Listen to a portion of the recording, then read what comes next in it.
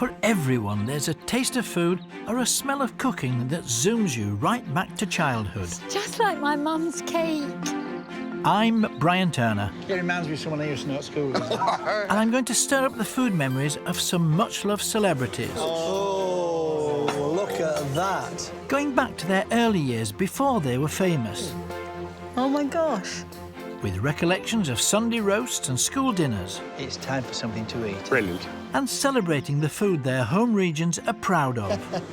Which way would you like to go? This way. I'll recreate a nostalgic family favourite. You can't beat a crumble.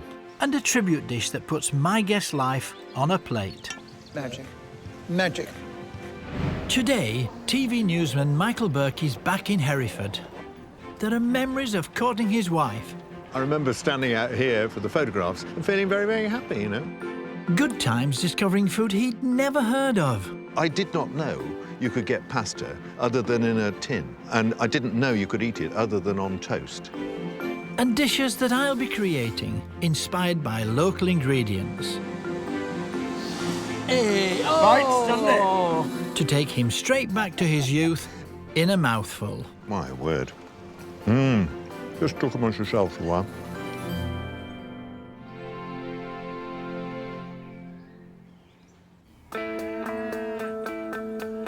For Michael, the city of Hereford holds a very special place in his heart. He first got to know it as a young man of 20, and it's where, in many ways, his life really began.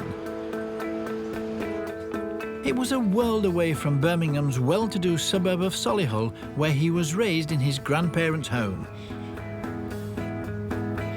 We've brought Michael back to Hereford to tap into his memories of life in those early years and his experiences of food. We are in the shadow, literally in the shadow, of the wonderful Hereford Cathedral, the Cathedral of the Marches, right in the centre of the town of Hereford, which, damn near 50 years ago, is the place where my life took off, really. I was a very young reporter on a little weekly newspaper, and I met my wife, who came from Hereford, and my life completely took off. It took off, obviously, because, you know, I met the love of my life, which is great. It took off in all sorts of other ways, because I discovered food. Michael's mother had married a Canadian, but they split when Michael was 3, and he and his mother moved in with her parents in Solihull. He was an only child, and by the age of 10, his mother became ill. She died when he was 16, leaving his grandparents with sole responsibility for raising their grandson. I was effectively an orphan for a lot of my childhood, lived with my grandparents, and my grandmother, bless her, had a lot of qualities, but she was probably the world's worst cook. Certainly of her own generation, possibly of all time. And you know the kind of thing. You know, I didn't know what a fresh vegetable was, except for sprouts, that she'd start to cook in September to make sure they were properly cooked by Christmas. But apart from that, you know, all vegetables and things came out of a tin. Yeah. You know, I was astonished when I saw a green pea because I thought they were great. I did not know you could get pasta other than in a Heinz tin, and I didn't know you could eat it other than on toast. I just didn't know any of these things. You know, never had these experiences until I came to Hereford, until I met Christine and met Christine's mum, who was possibly the world's best cook. You know, she was a butcher's wife. They had a butcher's business here, so the meat was absolutely wonderful. The vegetables from around here were, you know, beautiful and green and gorgeous, wonderful potatoes, proper cream. I'd never seen cream before. You know, I thought cream was what we would now call, and probably did then, evaporated milk. Right, yes. In a tin, of course. Tin, Everything comes out yes. in a tin. I mean, I was in love, of course. With Christine, but very soon with her mother. And there was a moment when I really did think, you know, that I fancied her mother more than her, for no other reason but the fact that she was a marvellous cook. Did you ever tell Christine that? I did unwisely mention it once, actually, and I haven't heard the last of it. Never to be said again. So what kind of things did your mum-in-law-to-be do that really impressed you? I remember the very first Sunday lunch when I got my feet under the table. Just round the corner from here, behind the butcher's shop, was this wonderful joint of pork with the most marvellous crackling on it and a whole beautiful chicken, perfectly cooked. Two The joints two, on the the two. Oh, paradise. Absolutely. And this rich, wonderful gravy over the whole thing. Ah, I died and went to heaven. I'm soaking up these anecdotes and will combine them with inspiration from the food that's produced in this part of Britain to create a special dish later on that pays tribute to Michael. His career began in local newspapers, then radio, where he's still at home, having presented Radio 4's The Moral Maze for the last 25 years. But it's as a TV news reporter and presenter that he's best known. His stint as the BBC's Southern Africa correspondent landed him in the news.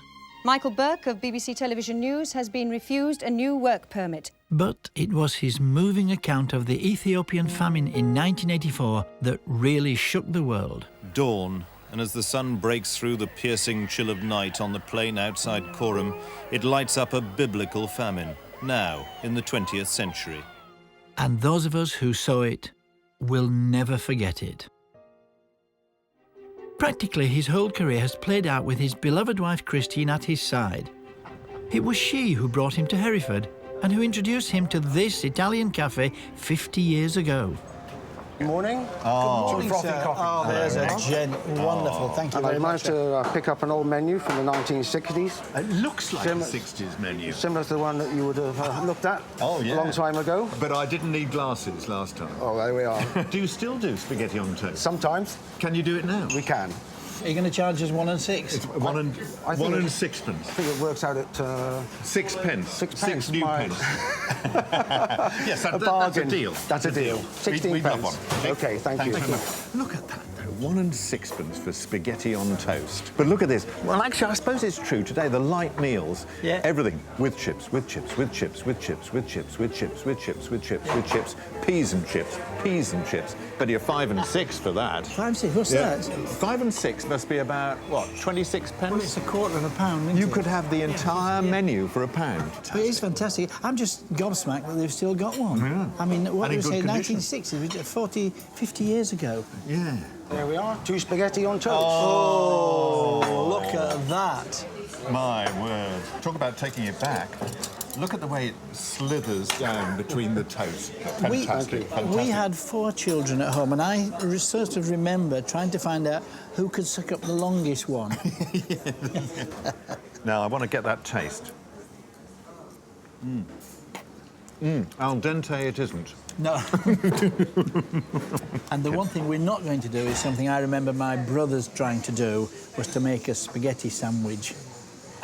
So you put the 2 pieces of toast over the spaghetti, and it sort of shoots out. Well, I say, as soon as you do it, brum. Just an impossible task. Exactly. So if you close your eyes, I'm 18 again. But when I look in the mirror, you're 25. the eyesight's failing as well.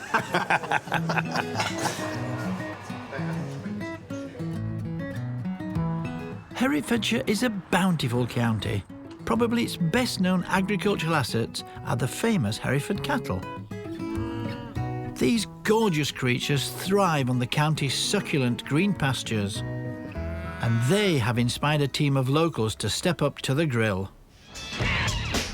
Meet the Beefy boys. They're cool, smart, and award-winning, and they're working wonders with the local meat. Look at those butchery skills. They run a pop-up restaurant specialising in barbecue classics. I've got a butter knife inside if you'd rather use that, because you're a spoon. Perhaps. One of their dishes is beef brisket, This is from a local butcher, and it's a brilliant piece of meat. and Murph is their spokesman. Brisket's like, it's quite a cheap cut, and it's one from the front of the animal, so it's kind of like the kind of breast kind of area on top of the ribs. So it's a really hard-working muscle, and because of that, it's got loads of connective tissue, and it's quite fatty. But that's a good thing, because you want that fat, because that fat's what brings all the flavour. Because as you cook it low and slow, all that fat's going to break down and melt into the meat, and it's just going to be beautiful, tender, and fall apart. Because long, slow cooking is the secret to perfect brisket, they start it off well in advance. The guys are going to put the rub that we've just made all over the meat right now, and we want a real kind of thick coating, so it's a huge slab of meat, so we want to get as much kind of flavour into it as we can before it goes into the smoker. Their secret recipe for the beef coating contains a mouth-tingling mix of flavours, including coffee, molasses and cumin. The brisket will be smoked for up to 16 hours. Well, this is a mesquite. Mesquite's a really, really strong flavour and really gets that smoky flavour into it quick.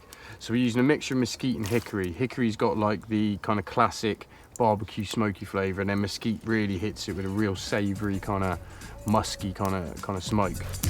Their mission to produce the ultimate British barbecue began 4 years ago. So we kind of learnt all this kind of through a mixture of trial and error, really. It was like kind of years ago we kind of saw on TV, you know, people talking about brisket and pulled pork, and back then you just couldn't get it in the UK. I mean, it's kind of everywhere now.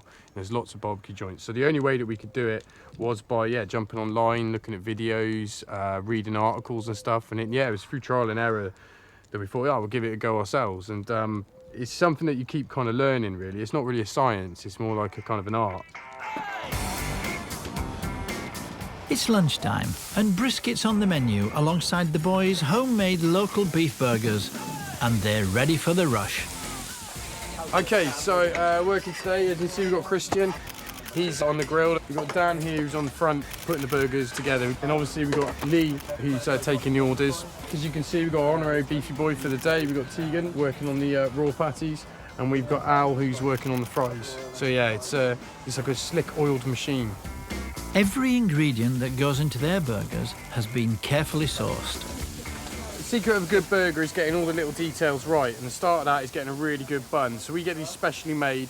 It's a sourdough starter and a semi-brioche bun, so it's ever so slightly sweet. But the most important thing is it holds together and doesn't break up as you're kind of eating the burger. So you can see as Christian's cooking here, we've got 21-day aged Herefordshire beef, which has been freshly ground today, and then alongside it, we have the brisket that we put in the smoker yesterday. Chris is going to put that meat on top of there, then we're going to put barbecue sauce on it, and then we're going to top it with American cheese and Swiss cheese. They've developed a range with quirky names. So this is our American boy, and that's American boy double, so that's almost 2/3 of a pound of meat in that one. So this here, that is our butty back burger, which is 21-day aged Herefordshire beef patty, topped with our 16-hour smoked brisket, butty back barbecue sauce, Swiss cheese, American cheese, and red cabbage slaw, and that's served with our brisket fries. After winning a couple of UK food awards, the Beefy boys were invited to take on the big boys across the pond. So this is a little taste of Hereford that we took all the way to Las Vegas, and it's the one which helped us win second best burger in the world. So yeah, we're very proud of it.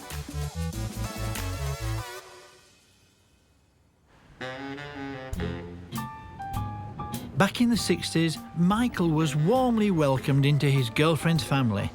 Her father ran a butcher shop in Hereford, and we brought Michael back to try and find it. Now, Michael, I'm slightly confused. We're outside a beauty salon. Well, I thought, Brian, it was time. Yeah. I didn't want to break it to you too much. No, but this used to be a butcher's shop. Oh, and right. It used to be my wife's parents' butcher shop. This is where my wife was born and brought up, above the shop here. But I can remember my little sports car being, it was a Sunday, being the only car practically in Hightown, Hereford, with me very, how can I put this, athletic and handsome. The young man of the day. Yes, cross-legged on an Austin Healey Sprite, parked exactly here, outside the butcher's shop. Lovely memories, Yeah, but there must be other memories round here, so why don't you just have a troll round? It's a trip into the past. Exactly, Yeah. see what you can find, and I'm going to go up there. You know what's up there, don't you? I do, You remember the that? courtyard, where my father-in-law had a sausage house where he made sausages with meat in them, which was a change. Exactly, so I'm going to cook a nostalgic dish up there, and just to tell you, it's not sausage and mash. Off you go, Excellent, okay. enjoy the moment. Okay. Cheers.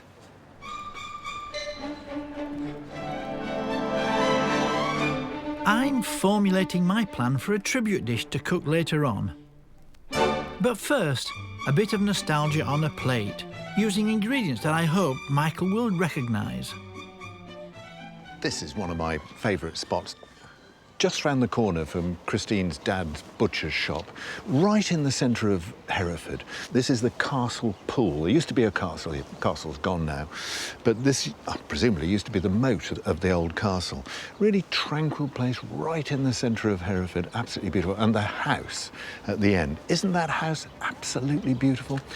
I said to Christine when we were courting, nearly 50 years ago now, I said, one day we're going to live in that house.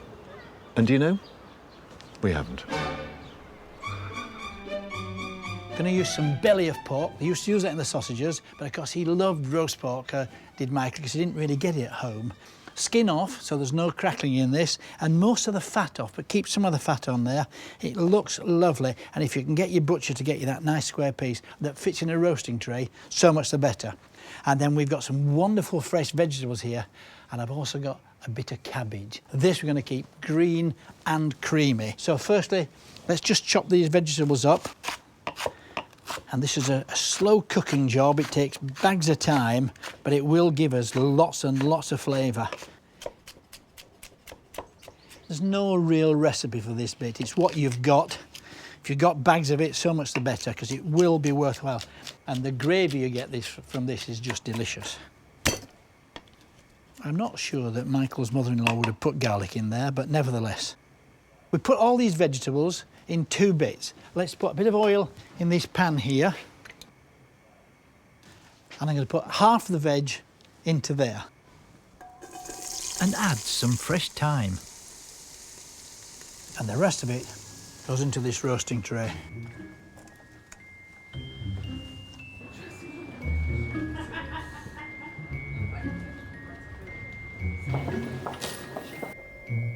When I grew up in the 50s, I didn't know that you could get cheese other than in those little silver packets, rather like plasticine. I didn't know you could get proper cheese until I came to Hereford. And Christine's mother, who had these great, wonderful blocks of really tangy cheddar and Stilton and cheeses like that. And now, look what you can get in Hereford. I mean, a lot of local cheese. Hereford sage, Little Hereford. Good, isn't it? Little Hereford is great. Unpasteurised. Lovely cheese. Does that mean I'm going to be ill? No, you won't be ill. You haven't eaten enough. All right. There you go. Thanks very much. Thank you. Bye-bye. Bye. So now we need to get all these wonderful flavours into our stock, our juice, just to cook the pork in. Some stock. Some red wine. Soy sauce. Some Worcester sauce, because it comes from nearby. And a touch of local honey. So now we're going to put the pork belly, skin side up, and here, and we're going to put our stock. Now, the thing about the stock is, when we cook it, it might all evaporate, so have a bit of stock ready just in case you need to top it up. That smells delicious. Just take the veg off a little bit to the side there, it'll all give it bags of flavour, and slowly cook the pork, and then it'll colour the fat on top there. We're going to put this in a slow oven for about 2.5 to 3 hours and let it really cook, really through. And the stock evaporates and all the flavour gets together. It's going to be delicious.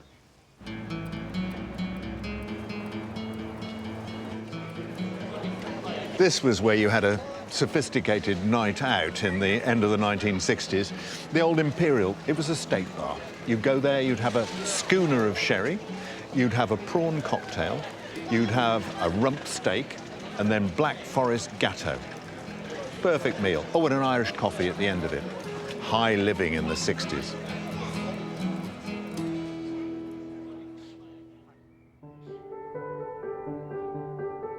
For my pork belly dish, I've placed the trimmed meat on top of mixed raw veg, onion, celery, carrot leek and tomatoes. I've cooked the rest in stock, red wine, Worcester and soy sauces and a drop of honey. The mix goes in with the pork to slow cook in the oven for around 3 hours. I prepared another one last night and removed the veg to reduce into a flavoursome liquor. What a change. This is the Sausage House courtyard. It is indeed, And you've yes, turned it it into Le Tour d'Argent. Now, there's a great restaurant. So what we've done, I've tried to come up with a dish that will make you think back to your youth and your childhood. So you'll see we've got some wonderful green cabbage there that is green, and it will be green when we serve it to you. And I'm not going, ugh. Yet. Yeah. No. And under here, what I did was I took some pork belly and I cooked it for about 3 hours, pressed it here. It's been in the fridge overnight as this. I think this looks delicious. Oh, gosh. May I smell? You may certainly. Any other place in the bush? We only you know, ever had isn't it? lamb, overcooked lamb. Yeah. Pork, it's so rich and lovely, isn't But it? it is nice, is this kind of pork, when it is not overcooked, but Yeah. it's well cooked. Yeah, look at that. It's wonderful stuff. Oh, look at that. Just look at that. Oh, wow. I tell you what, I've given in already. Good, you can have that great, bit. great. Thank you very much. Over here, so let me get these eggs ready. This is a very old style of dish. Not a Weight Watchers special, though, is Not it? at all, no, no. But you don't have this every day, so. No. There we go. Right, so seasoned flour, salt and pepper in flour. The flour is there to help the egg stick, and the egg is there to help the breadcrumbs stick. Yeah. You know, so it's not an expensive meal at all, isn't this? And we make sure it's covered up nicely, but we'll actually pat that down to make sure they all stick together. Got a pan on here. We're going to put a little bit of rapeseed oil in. Why do you use rapeseed oil? I love the smell. Yeah. It's cheaper. It's good for you, omega-3. Having said all of that, I'll still put a bit of butter in there. So I put that in there. Now remember, this is cooked thoroughly. It's been cooked for 3.5 hours. So in effect, all we're doing is going to get a really nice colour on it and make sure it's hot. Let's have a look. Yeah, that's okay. Just the right golden brown, eh? Yeah, they're coming on nicely, those. That's lovely. Now, this bit of cabbage, I think it's very underrated, and I think it's because, exactly the same reason that you have trouble with cabbage, because people have treated it like Brussels sprouts. They just treated it badly. Absolutely right, huh? Just take out the stalk there. It takes trouble, though, doesn't it? It does. Well, listen, you are worth it, Mr. Burke. So we're just going to shred it so it's nice and thin, but just look at, see the colour of it? Yeah. It is too nice a colour to fresh and destroy, green, isn't it? Absolutely. OK, so I've got some boiling salted water on here. Yep. And I'm going to plunge this into boiling salted water and then take it out and put it into iced water to shock it, and that keeps the colour. OK, so we put double cream into here. Not a lot. I want that just to reduce a bit, to thicken up. I'm going to put a bit of butter in there, just a little bit. Listen, you want to like cabbage, don't you? You're going to like this. Look at the colour of that cabbage. Yeah.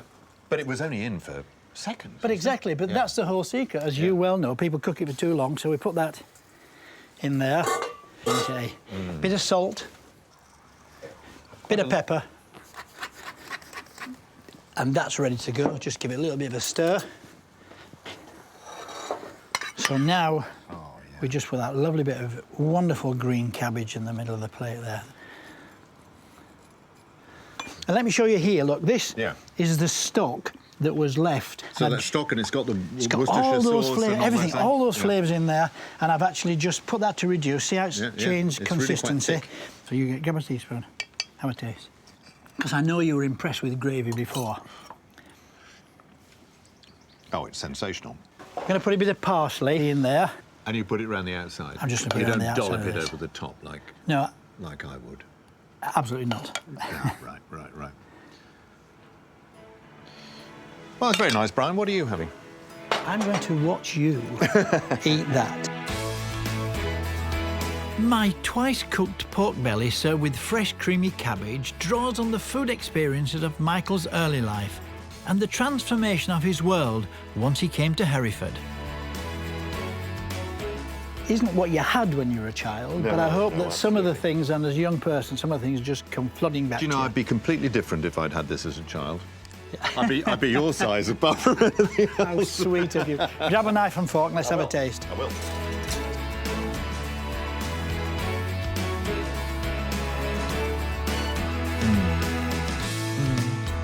Not only fresh and green, but it's still got a sort of elemental crispness about it. Beautiful. Beautiful. No, I'm a convert. What about the pork?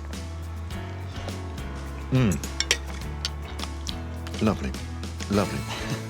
That could actually be cooked in the same way for another hour, could that? So it's the slow cooking. I think that's what it is. No, absolutely right. For that particular joint, for the belly of pork. Well, I'm hoping that the pork will really remind you of life when you came to Hereford. But the cabbage, it should bring back memories of Solihull and... I mean, the great thing about it is Brian, it's not bringing back memories of what it was like. Sort of.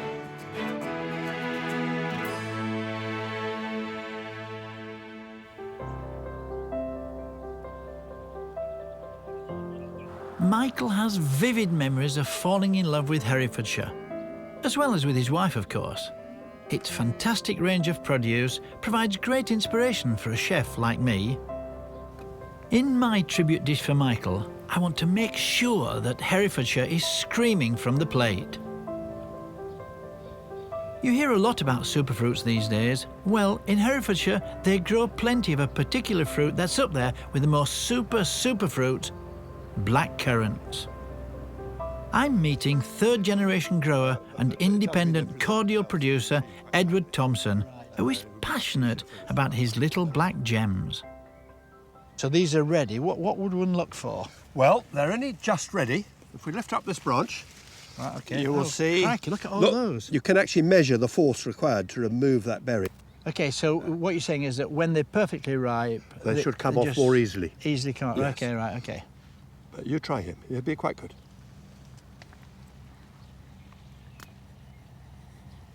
I was anticipating more tartness to it. It's not sweet, but it's certainly not as tart as I thought it was going to be. There's that little hint. But that's lovely, that is. It's lovely, and it's A, because it's ripe, Right. and B, because this variety has a lower acidity than some. It's not our lowest acidity, but it's got a nice balance of sugar and acid Yeah. and colour. Now, that one's just come off nice and easy, so I'm hoping that's even sweeter. Yeah. That Well, is. these will all mix to make a very good juice, not from concentrate. It would be a crime to turn this into concentrate. I see where you're coming from. Black currants took off during the Second World War when oranges became scarce. Blackcurrant cordial was distributed to children to make sure they got their vitamin C. Harvesting crops like this by hand, with a large seasonal workforce, would have been laborious and time-consuming. How long have you been using mechanical harvesting? Oh, since the early 1970s. OK. Oh, that's a fair while. There's a shaking mechanism Right. in there that shakes the bush without damaging it. It's that gets the berries off. Today they're working in big, old bushes, 16 years old, but tomorrow they may be working in a bush that's only 2 or 3 years old. But it will do both jobs. And what's the capacity of harvesting with these machines as opposed to mere mortals like myself? This will go up to 5 tonne an hour. That is on a good day. 5 tonne an hour. An hour? So at that point, it's Oh. probably replacing 500 people picking by hand. Good. It's not something anybody would do now. Lord above. We are actually no longer limited by harvesting. We are limited by the speed at which we can process. The beauty of having all the stages of production on site is that there are no food miles incurred between field and factory. Inside the processing plant, health and safety are king, of course, where food is concerned, so you do have to wear a very attractive hairnet. We sort of mash it up and we roll it between rollers. We don't technically mill it. OK. That can be damaging for it. Right. It can break up the structure too much. And then we give it a mash holding time. OK. And then we put it in the press. This is the press behind me here. And she weighs 24 tons. 24 tonnes. Yeah. And there's a large lump of concrete underneath it to hold it up. It's a massive machine. And how long does it stay in there for? To do a cycle, Right. it takes about 2.5 hours. That includes emptying it OK. on black currants. And in that 2.5 hours, it might do 15 or 18 tons. So after it's gone through the presser, what happens to it next? And we're going to filter it, Right. and then we're going to pack it. OK. But what I want to do is show you a miniature version of this. All right. Our little mini presser, and we do all our development work on that. This saves me thousands of pounds. All our juice products are first of all developed here. We call this the mini press. Oh, right, it's going to go through that muslin bag. Yeah, and actually that's what our press does.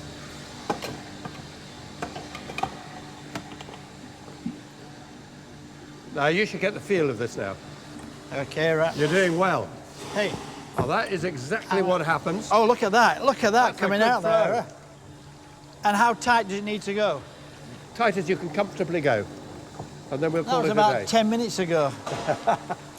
It looks a fantastic colour. The question now is, what are you going to do with it? I want to taste it. Hang on. There you go. Right.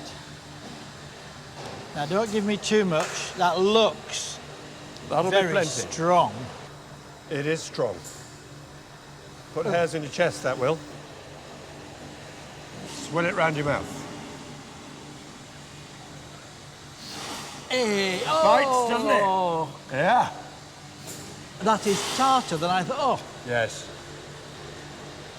now I can see how you can use that with other Yes. components to give the flavouring.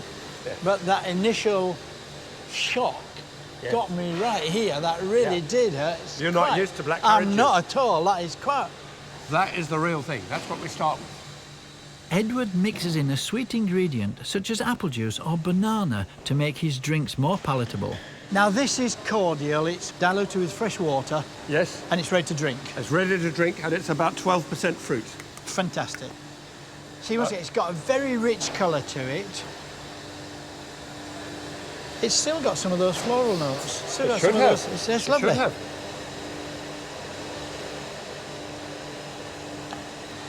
It's got a sweetness about it, but it's not overpowering at all. It's balanced. It's Yes. balanced. That's what it is. It's a really nice, balanced drink.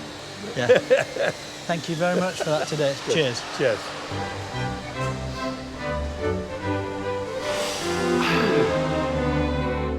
Black currants are perfectly suited to the British climate, but have a very short season. And they can be relatively difficult to find for sale fresh. But if you do find them, snap them up. They'll zip up a summer pudding or a fresh fruit salad and do you good.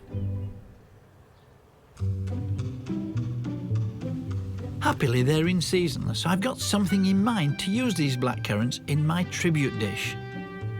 We brought Michael to the dairy where his wife Christine used to come and collect cream for her mum's Sunday lunches. Did you see that, Brian? As soon as you stepped out of the car, all those cows came running. Do you have this effect on females of all description? How did I know you were going to say that? But the answer is yes, I do. It's your cookie. We seem to be still in the centre of Hereford. We're actually at Bartonsham Farm, which is a dairy farm, almost slap bang in the centre of Hereford. The reason why is all these lovely meadows here are flood meadows. The River Wye is just over there. Oh, right, I can see it, yeah, and you can't build on there. It floods all the way up here, and you know when it's really high, apparently it gets halfway up this wall. You remember I told you that you know when I was young, I didn't know what cream was. Right. You know, I thought it was that stuff. It's actually evaporated milk in a can. And then I came and got my feet under Christine's table, well, her mum's table, and we had cream from Bartonsham Farm, and it was thick and it was yellow, and you could stick your spoon in it, and it didn't wobble. It was sensational on apple pie and apple crumble and all that kind of stuff. And you know, the family still actually. Hello, Paul. Paul, your family's been here for over 100 years. Yes, we've got the tenancy about 1910. Just before the First World War. Yes, and in those days there was literally dozens and dozens of dairies all scattered around the outskirts of Herefordshire, people with a few cows bringing the milk into town on the back of a horse and cart, and then serving the milk, unpasteurised, of course. From the back of the horse and cart? From the back of the horse and cart, people would come out, walk down their With a garden jug. paths with a jug or a bowl. And then, of course, it was a great business because if they hadn't drank it by the next day, it was sour anyway. So you just had a recurring sales base for the fact that it wouldn't keep. Is that what they call built-in obsolescence? But if I may, I'm going to nick those from you because I'm going to concoct something that I hope you're really going to enjoy, because if you don't, I will. While we set up the outdoor kitchen behind the dairy, Michael's going to church. This is Holy Trinity Church in White Cross in Hereford. which is where I got married on September the 9th, 1968. Ever since I joined Christine's family, ever since I got married, this is the church where the family does all its hatching, matching and dispatching. You know, this is where the children are christened, where the marriages take place, and of course the sadder occasions of the funerals when we say goodbye to family members. So from that point of view, it's a family church.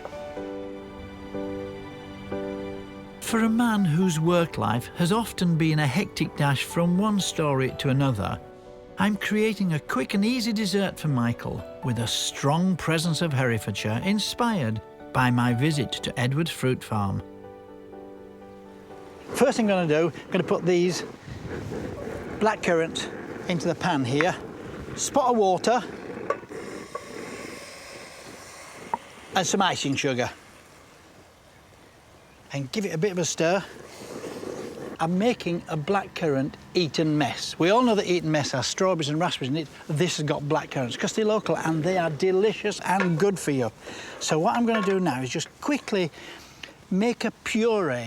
Just look at that lovely, lush, rich colour. So what I need to do now, I need to strain this off and get all the bits out of the way. I don't want the pips, I don't want the skins.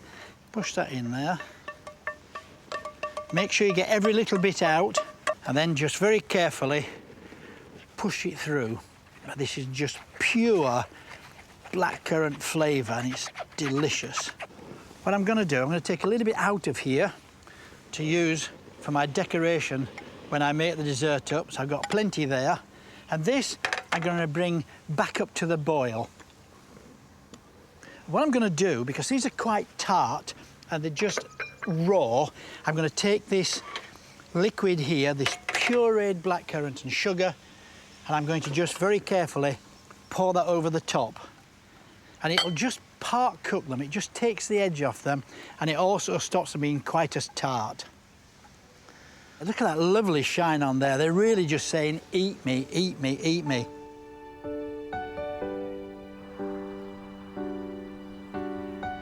This is the font, of course, the scene of what you might call my first failure as a father. We got identical twins, and they were christened here. The real problem was I wasn't there. It's one of the things about being a television reporter, that the day before the christening, I was on duty in London when the great Flixborough disaster happened. It was a chemical plant up in the north of England that exploded, killing a lot of people. Big, big disaster. And I was the BBC reporter covering it when I should have been here. Christine's great line is, she was jilted at the font. Now I need to start with the cream. And just look at this wonderful embarrassment of cream here. Okay, so this is just ordinary double cream, but it gets better. And I'm going to give this a whisk,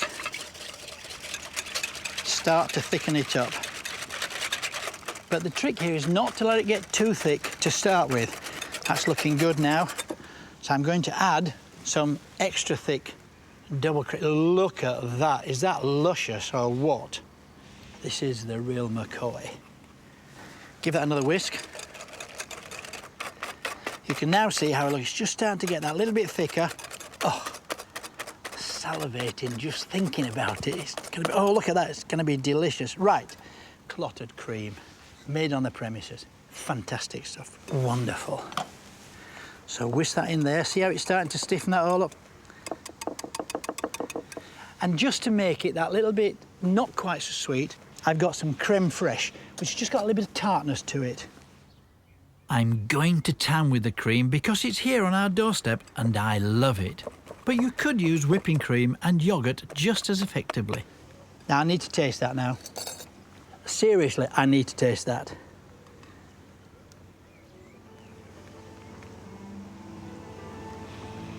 I could eat that on its own. It's delicious. In the churchyard, Michael's memories of his wedding day are flooding back. I remember standing out here for the photographs and feeling very, very happy, you know, and being surrounded by Christine's family and what was left of my family, and then all going off to the Booth Hall Hotel in the middle of Hereford for one of those kind of typical wedding buffet lunches. Centrepiece, a huge salmon from the River Wye, the river that runs through Hereford, and me standing there in the penguin suit, so keen to get at the buffet that I got the knife and fork in my top pocket here, looking a complete prat on some of the photographs, I have to say. And in those days, you didn't stay, you didn't make a whole day of it. There wasn't another party in the evening. We were on the 6 o'clock train out of Hereford to go off to London and then on our honeymoon to Mallorca, very, very exotic. We didn't go on foreign holidays that much then.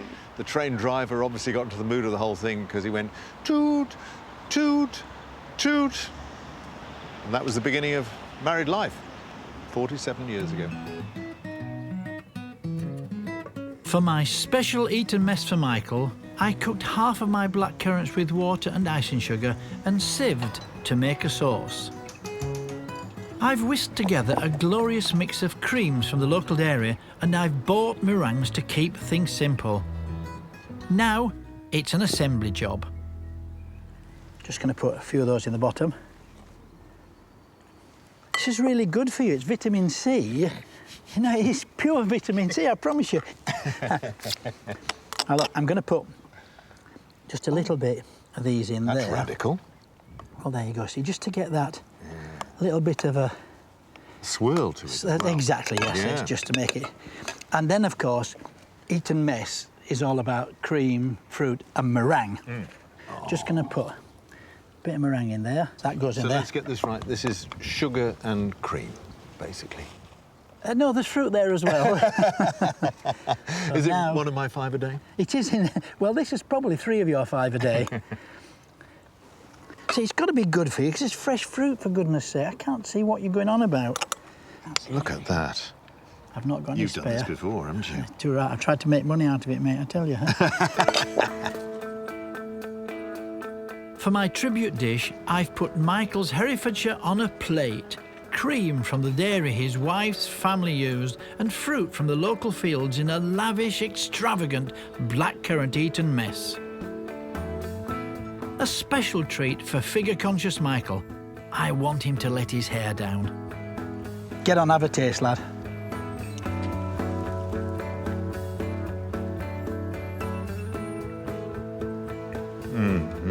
Well, I couldn't possibly have a second mouthful. Just talk amongst yourselves for a while. My word.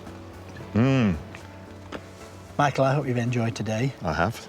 No, it's been a wonderful trip down memory lane, down Nostalgia Alley. You know, coming back to Hereford and touching base with, you know, the life as we lived and remembering the people and so on. Well, it's been a pleasure to have you here. Finish off your dessert. Okay, here we go. Oh. Hang on. I'm going to do something with the belt.